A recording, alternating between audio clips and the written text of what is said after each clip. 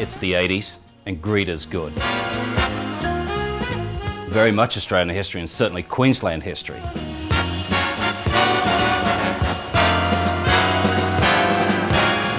We are high on Hamilton Hill in Brisbane, Australia. This site was an amalgamation of 9 lots back in the late 80s by Christopher Skase. So it's come together, it sits under one title now. The 80s was, it was all about sort of immense wealth and creation, and money was free, spirits were free, and visions were big and bold. To try and replace this in today's market would be cost prohibitive at best. The land size itself is about 2,800 square metres, and the property, the residence, sits at about 1,830 square metres under roof. Back in the 80s, it was about $35 million total. I think a lot of people probably made money on the property. Again, when you sort of break down the budget, there's about $8 million just in retaining walls alone, just to create this sort of pad where the residents, the pool, the cabanas, the tennis courts all reside. So it sits sort of perfectly aloft here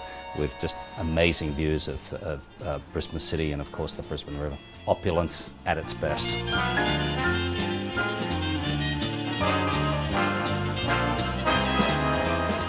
Christopher Skase, built the property. Current owners bespoke the property to their liking. Lots of gold, very ornate details.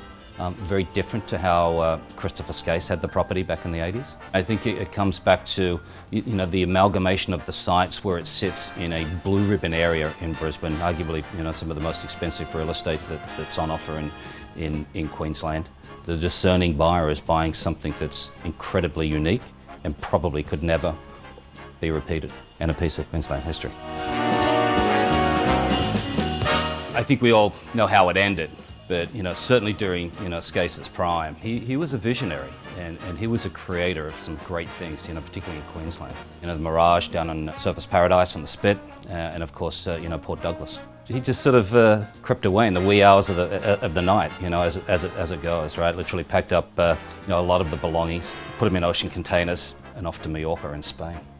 It was too good to be true, and it turned out to be right.